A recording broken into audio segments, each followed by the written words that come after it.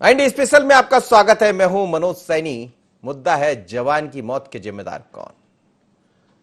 दरअसल एक जवान की मौत हुई है। होमगार्ड में जवान था और 2 दिन से लापता होने के बाद उसका शव अस्पताल में मिला। लेकिन उसके बाद से तमाम तरह की शिकायतें सामने आ रही है। राजनीति गरमाई हुई, सियासत भी है और परिजनों का रो रो कर बुरा हाल है। जेपी अस्पताल के कोविड वार्ड में यह मामला सामने आया था, जहां जवान भर्ती था। उसके बाद वो जवान लापता हो गया, फिर उसका शव मिला वहां। तो शव मिलने के बाद से फिर तमाम तरह की बातें सामने आ रही कि आखिर ऐसा हुआ क्या। जवान को दूसरा डोज लगा था कोरोना वैक्सीन का और उसके लगाने के बाद उसकी तबीयत बिगड़ी थी, उसको भर्ती कराया गया। अब सवाल यही है कि कोरोना के डोज से तो यह हो नहीं सकता, तो फिर ऐसी कौन सी वजह रही जिसमें जवान की जान चली गई। होमगार्ड के जवान की मौत के बाद 3 वहां के कर्मी जो थे उन पर कार्रवाई की गई, उनको हटा दिया गया, उस पर गाज गिरी है और जांच के लिए टीम भी गठित की। जांच होती रहेगी, पर जांच से पहले अब इसमें सियासत गरमा रही है। पूर्व मंत्री पीसी शर्मा ने कई तरह के सवाल खड़े कर दिए। कोरोना मरीजों के इलाज में लापरवाही बरती जा रही। उन्होंने कहा जिम्मेदारों पर कार्रवाई होना चाहिए और पीड़ित परिवार को 50 लाख रुपए का मुआवजा दे सरकार। ये मांग है विपक्ष की, पीसी शर्मा की। लेकिन दूसरी तरफ सरकार के चिकित्सा शिक्षा मंत्री विश्वास सारंग का कहना है कि हमने जांच के लिए टीम गठित की है, दोषियों पर जो भी कार्रवाई होगी की जाएगी और सरकार की तरफ से हर स्तर पर मदद की जाएगी। लेकिन बड़ी बात यह है कि मौत के बाद मृतक के पिता ने कई तरह के आरोप लगाए हैं। दूसरी तरफ सिविल सर्जन ने अपनी सफाई प्रस्तुत की है। सियासत भी सुनाएंगे और ये भी सुनाएंगे कि एसडीएम ने क्या कहा। फिर बाकी सियासत क्यों गरमा रही, वो सियासत भी आप सुन लीजिए अधिकारियों ने क्या कहा। पिता की बात सुन।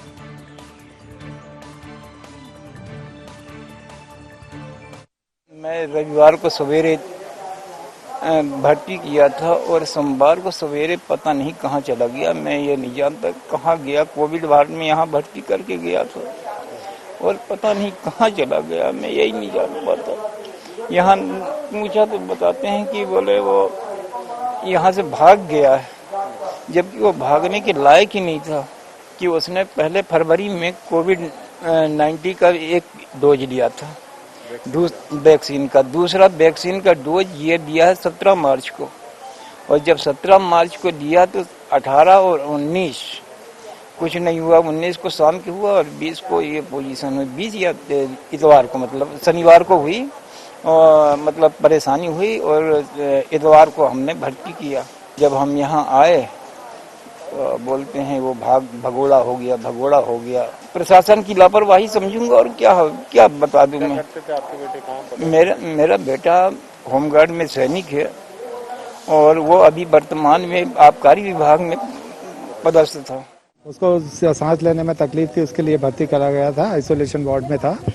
और उसके जब जांच हुई थी तो उसका कोरोना नेगेटिव पाए गए थे। तो कोरोना से संबंधित नहीं था, आइसोलेशन वार्ड में था। सांस की थोड़ी प्रॉब्लम थी उसको, है ना, सांस ऑक्सीजन पर रखा गया था।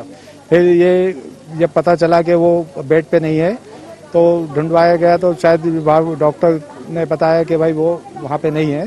तो पुलिस में रिपोर्ट कर दी गई थी। इसके लिए हम लोग जांच कर रहे हैं। 3 लोगों को सस्पेंड भी कर दिया है मैंने ना, और जांच कर रहे हैं और दोषी जो होंगे उसका कार्रवाई। बहुत ही शर्मनाक घटना है ये। पुष्पराज सिंह जो एक होमगार्ड का सिपाही था और दोनों वैक्सीन के डोज लगने के बाद उसकी तबीयत खराब हुई। जेपी अस्पताल जाता है तो वहाँ उसको कोविड-19 के वार्ड में रख देते हैं।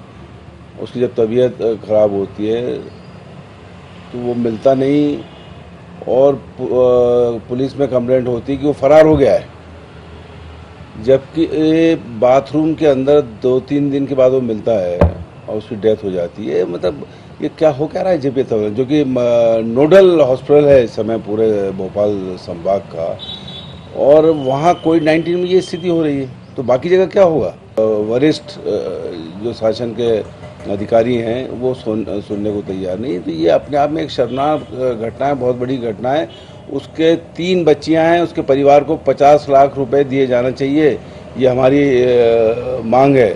और उसकी बच्चियों की जो क्योंकि वो होमगार्ड का सिपाही था, बच्चियों की पूरा एजुकेशन भी मुक्त होना चाहिए। मुख्यमंत्री खुद संज्ञान लें और जो बड़े अधिकारी जिन्होंने लापरवाही की है उन पर एक्शन होना चाहिए। छोटे कर्मचारियों से एक्शन लेने तो कुछ नहीं होगा।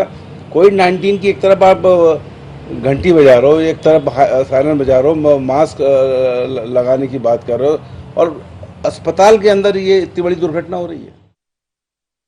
आज मैंने प्रशासन से बात की थी और जेपी अस्पताल के प्रशासन से भी बात की है। जो पूरा मामला है ये बहुत गंभीर है, इसकी समुचित जांच की जाएगी और जो भी दोषी होंगे उनके खिलाफ कार्रवाई होगी। चले, तो सरकार के मंत्री कह रहे हैं कि जो भी जिम्मेदार होगा उन पर कार्रवाई की जाएगी, लेकिन मौत से पहले पिता का जो बयान था वो वही कह रहे थे कि ये 19 तारीख को घर से उनको यहां लाया गया और उसके बाद से जब अस्पताल आए तो मिला नहीं। तो लापरवाही है इसमें सीधे तौर पर प्रशासन की। हालांकि माना है प्रशासन ने, और 3 वहां के जो लोग थे उनको निलंबित किया गया, हटाया गया, उन पर गाज गिरी है। लेकिन बड़ा सवाल यही है कि रिपोर्ट, जैसा सिविल सर्जन कह रहे थे, नेगेटिव थी, कोरोना था नहीं, फिर कोविड वार्ड में क्यों भर्ती करा? और यदि कोविड वार्ड में भर्ती हुआ तो फिर कहां गायब हो गया? फिर उसका शव क्यों मिला? आबकारी विभाग में काम कर रहा था, वो गार्ड था लेकिन आबकारी के साथ काम कर रहा था डेपुटेशन पर। सवाल यही है। मेरे साथ इस वक्त आकाश जुड़ रहे हैं, हमारे ब्यूरो चीफ, और आकाश के साथ आमिर भी रहेंगे। दोनों से समझ लेता हूं मैं। आकाश, क्या कहेंगे, आखिर है क्या ये मामला? और अब जिस तरह से ये मसला पूरा गर्माता हुआ दिखाई दे रहा, लापरवाही तो है, एक तरफ सरकार ये कह रही है कि मास्क लगाइए, मुख्यमंत्री जी बड़ी गंभीरता से इस पूरे मामले को ले रहे हैं, लेकिन मातहत अधिकारी कहीं ना कहीं गड़बड़ तो कर रहे हैं।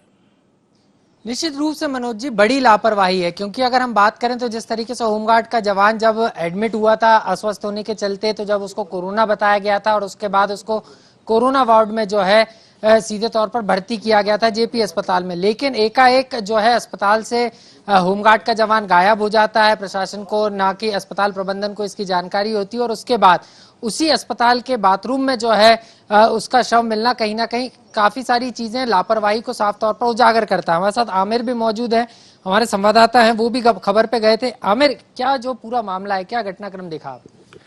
देखिए, जिस तरह से जो पुष्पराज हैं होमगार्ड के जवान, इनको 17 मार्च को जो है वैक्सीन का दूसरा डोज लगाया गया था, और उसके बाद जब इनकी 2 दिन बाद घर में ही तबीयत खराब होने लगी थी, जिसके चलते उनको जेपी अस्पताल में उपचार के लिए भर्ती करवाया था। लॉकडाउन की सुबह यानी 21 मार्च को उनको अस्पताल में भर्ती करवाया, और उसके बाद दूसरे दिन जब इनके घर वालों ने उनसे फोन पर संपर्क करने की कोशिश की गई, क्योंकि कोरोना वार्ड में भर्ती कराया था तो परिजन उनसे मिलने अस्पताल तो जा नहीं सकते थे, फोन पर संपर्क करने की कोशिश की गई तो फोन बंद आ रहा था और नॉट रीचेबल आ रहा था। उसके बाद में फिर वहां के नर्स और स्टाफ से पूछने की कोशिश की गई तो उनको काफी समय बाद शाम को ये पता चला कि उनका जो बेटा अस्पताल में भर्ती था वो अस्पताल से कहीं गायब हो गया है। काफी देर ढूंढने की कोशिश की गई, अस्पताल प्रबंधन ने भी ढूंढने की कोशिश की, लेकिन उसके बाद भी नहीं मिले, तो हबीबगंज थाने में देर रात तक वो जो है गुमशुदगी की रिपोर्ट दर्ज करवाई।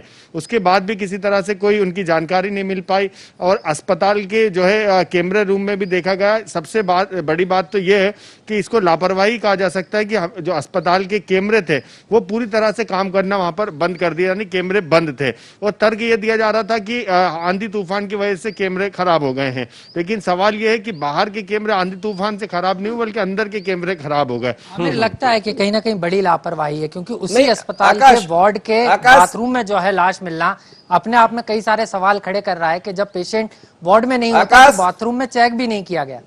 देखिए, बड़ी लापरवाही तो यही है कि 2 दिन एक दिन पूरा बीत गया और एक दिन और रात पूरा बीत गया, दूसरा दिन बीत गया, उसके बाद भी अस्पताल के क्या कोई व्यक्ति ऐसा हो सकता है कि अस्पताल के ही बाथरूम में ना गया हो, अस्पताल का कर्मचारी ना गया हो, या जो लोग भर्ती हैं वो लोग टॉयलेट ना गए हो? ऐसा तो बिल्कुल कहा जा सकता है कि संभव ही नहीं है। और अगर ऐसा तर्क जो है अस्पताल की तरफ से दिया गया है और अस्पताल के बाथरूम में उस जवान का शव मिलना, इसको एक बड़ी लापरवाही कहा जा सकता है। हालांकि इतनी जरूर कर ली गई अस्पताल की तरफ से कि 3 लोगों को वहां पर सस्पेंड कर दिया गया है, स्टाफ नर्स को वहां पर सस्पेंड कर दिया है, लेकिन इसको ये जरूर कहा जा सकता है कि और मामले की जांच करने के लिए अब एक चलिए आकाश आप बने रहिए मेरे साथ, आप बने रहिए, आप दोनों बने रहिए, और मेरे भी कुछ सवाल आपसे रहेंगे और आमिर से भी रहेंगे, आप बने रहिएगा। इस वक्त प्रकाश मीरचंदानी जुड़ रहे, भारतीय जनता पार्टी के नेता है। प्रकाश जी, सरकार आपकी है और लगातार इस बात के प्रयास किए जा रहे हैं कि कोरोना को रोका जाए। पहले जिस पुष्पराज सिंह जो जवान है, पहले उसको पॉजिटिव बताया जाता है, बाद में अब सिविल सर्जन कह रहे हैं कि रिपोर्ट उसकी नेगेटिव थी, बाद में उसका सब मिलता है बाथरूम में, जांच के आदेश दे दिए गए, लेकिन बड़ी लापरवाही। मनोज जी, इसमें लापरवाही प्रथम दृष्टा तो दिखती है, लेकिन डॉक्टरों ने जो भी जांच करने के बाद जो भी विषय पाया है कि उसमें कोरोना नेगेटिव आया है। अब रिपोर्ट कोई अपनी मर्जी से तो बन नहीं जाएगी, जो रिपोर्ट होगी वही वो डॉक्टर रिपोर्ट बता रहे होंगे। फिर भी इसकी जांच के लिए सरकार ने बहुत इसको गंभीरता से लिया है और इसके आदेश कर दिए गए हैं, और जो भी इसमें दोषी व्यक्ति होगा उसके खिलाफ कार्रवाई भी होगी। लेकिन कांग्रेस इस मुद्दे को उठाने की बात कह रही है लगातार। पीसी शर्मा ने कई तरह के आरोप लगा दिए, ये कह दिया कि एक लगातार लापरवाही देखी जा रही, सरकार सिर्फ बातें कर रही, काम नहीं कर रही।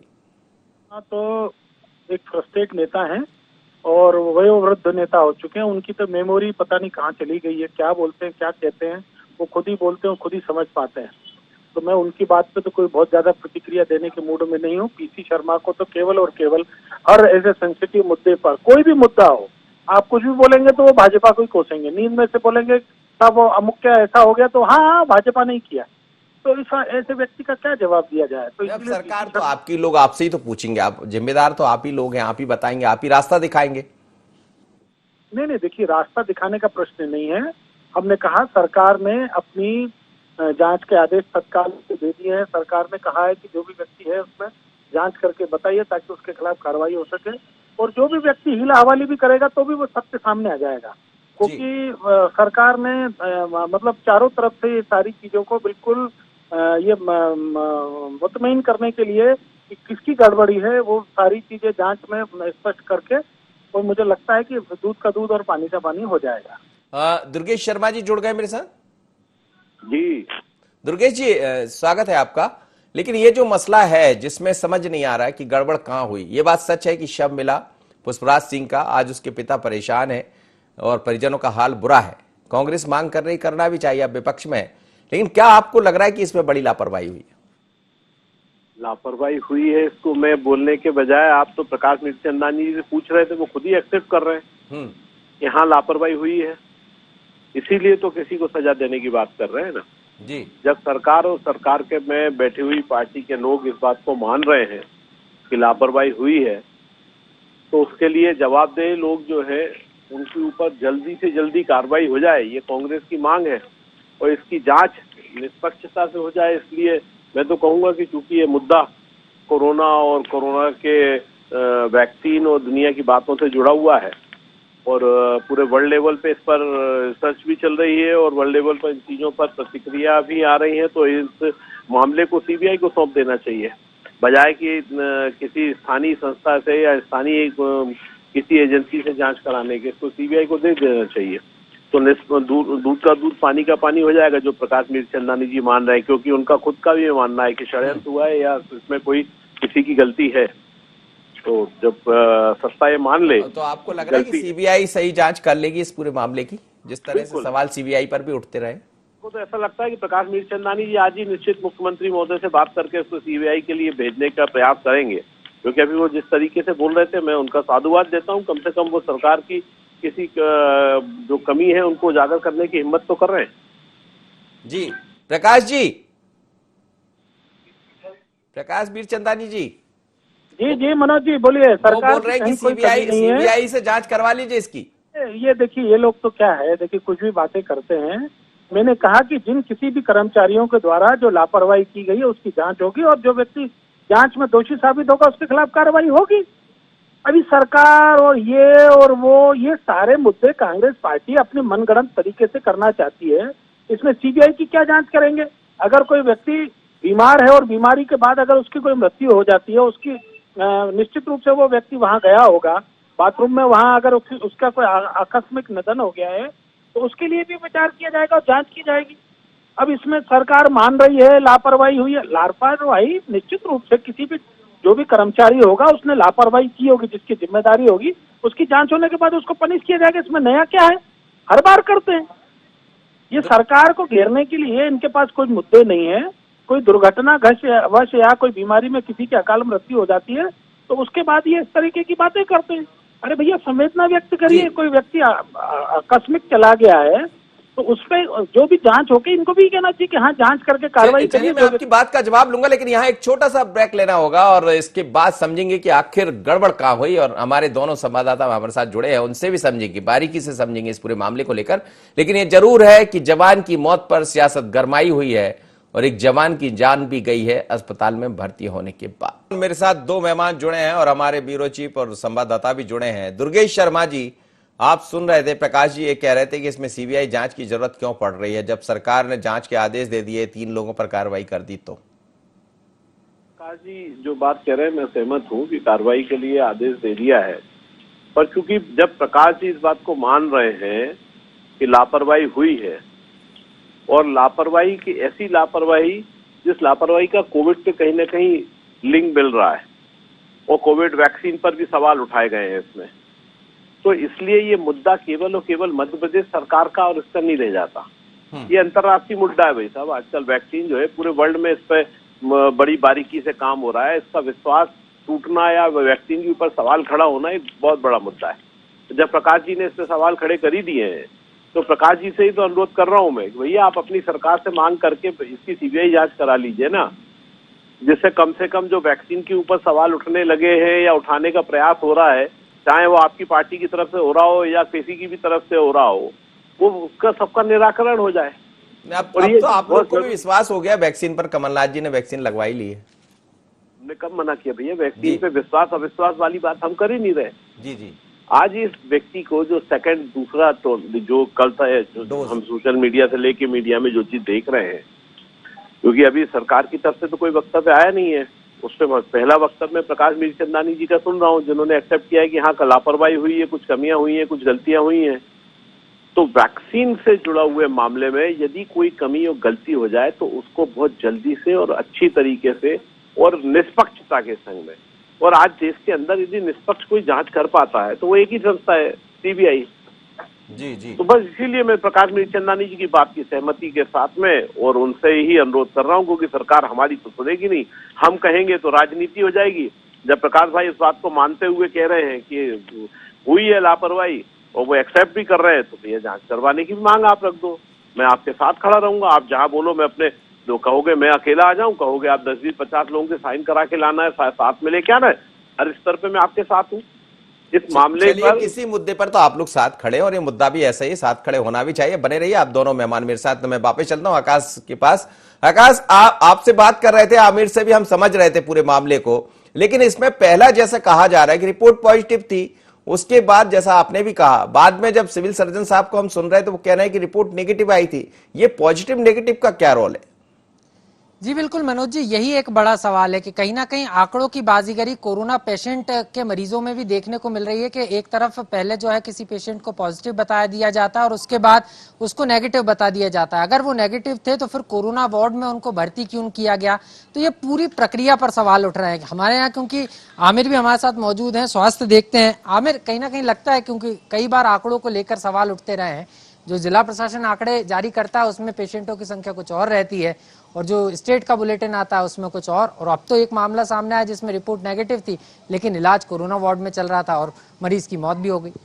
देखिए, एक नहीं ऐसे कई मामले सामने आ चुके हैं कि कई बार जो देखने को मिलता है जब जिले का हेल्थ बुलेटिन जारी होता है उसमें कोरोना मरीजों की संख्या अलग होती है और स्टेट का जो कोरोना हेल्थ बुलेटिन जारी होता है उसमें मरीजों की संख्या कुछ अलग होती है। लेकिन इसको लेकर पहले भी सवाल खड़े हो चुके हैं, लेकिन अब इस बात पर जरूर पुष्टि हो चुकी है, क्योंकि जो पुष्पराज होमगार्ड के जवान थे वो जेपी अस्पताल में उपचार कराने के लिए भर्ती हुए थे। उनको वैक्सीन लगवाने के बाद स्वास्थ्य खराब हुआ था, उनको कोविड वार्ड में भर्ती करवाया गया था जहां पर कोरोना के पेशेंट भर्ती होते हैं। तो यही सवाल है कि अगर उनको ऐसी कोई दिक्कत नहीं थी और अस्पताल प्रबंधन यही कह रहा है कि वो नेगेटिव थे, उनकी रिपोर्ट नेगेटिव आई थी, जब रिपोर्ट नेगेटिव आई है तो उनको कोरोना पॉजिटिव मरीजों के साथ में भर्ती करना कहां तक ठीक है?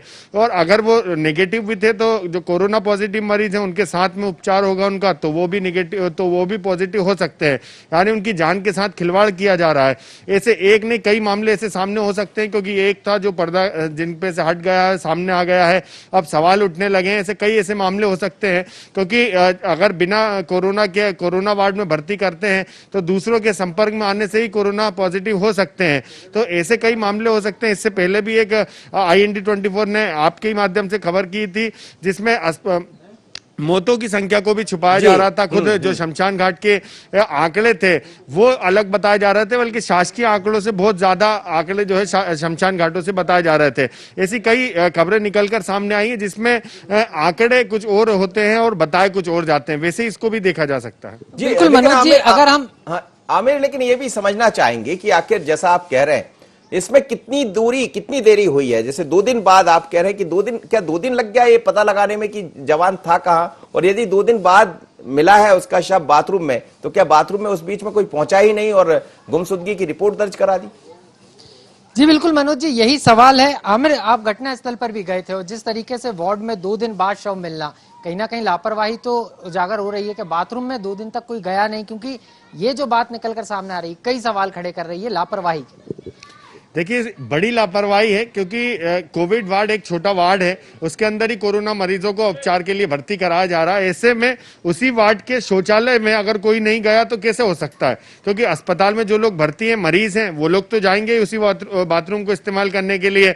इसके अलावा जो कर्मचारी हैं, क्योंकि हाल ही में अभी देखने को मिला था कायाकल्प अवार्ड में प्रदेश में दूसरे स्थान पर जेपी अस्पताल को मिला सफाई व्यवस्था में, और ऐसी सफाई व्यवस्था की 2 दिन तक सफाई कर्मचारी ही शौचालय में नहीं पहुंचा। कैसे हो सकता है ऐसा? इसलिए बड़े सवाल जरूर खड़े हो रहे हैं। उनके जब परिजनों ने, पुष्पराज जो होमगार्ड के जवान थे जिनकी मृत्यु हो गई है, वो भी यही सवाल डॉक्टर से करते रहे कि आखिर उनका बेटा कहाँ है, क्यों नहीं मिल रहा। तो उनकी तरफ से यही जवाब दिया जा रहा था कि वो कहीं लापता हो गए हैं, कहीं चले गए हैं, और कैमरों में भी ये नहीं दिख रहा था कि वो कब और कैसे चले गए हैं। बड़ा सवाल तो यही है कि अस्पताल की ओर से कैमरे को लेकर भी पहले और सरकार की ओर से जो है दिशा निर्देश दिए जा चुके हैं कि कैमरे थोड़े बेहतर किए जाएं, व्यवस्थाएं बेहतर की जाएं, और ऐसे में अगर ऐसे मामला सामने आता है तो जरूर सवाल उठते हैं। चलिए, दोनों मेहमानों का आपका बहुत बहुत धन्यवाद, आप मेरे साथ जुड़े। लेकिन दोनों मेहमान मेरे साथ जुड़े हैं बीजेपी और कांग्रेस के। जी प्रकाश जी, आपसे सवाल था दुर्गेश शर्मा जी का। अब उनको सीबीआई पर विश्वास तो है, कम से कम वो कह रहे हैं कि सीबीआई से जांच इसको इसलिए कराना चाहिए क्योंकि ये मामला कोविड से भी जुड़ा है, वैक्सीन से भी जुड़ा है, और कई तरह के सवाल खड़े हो रहे केंद्र से लेकर राज्य तक।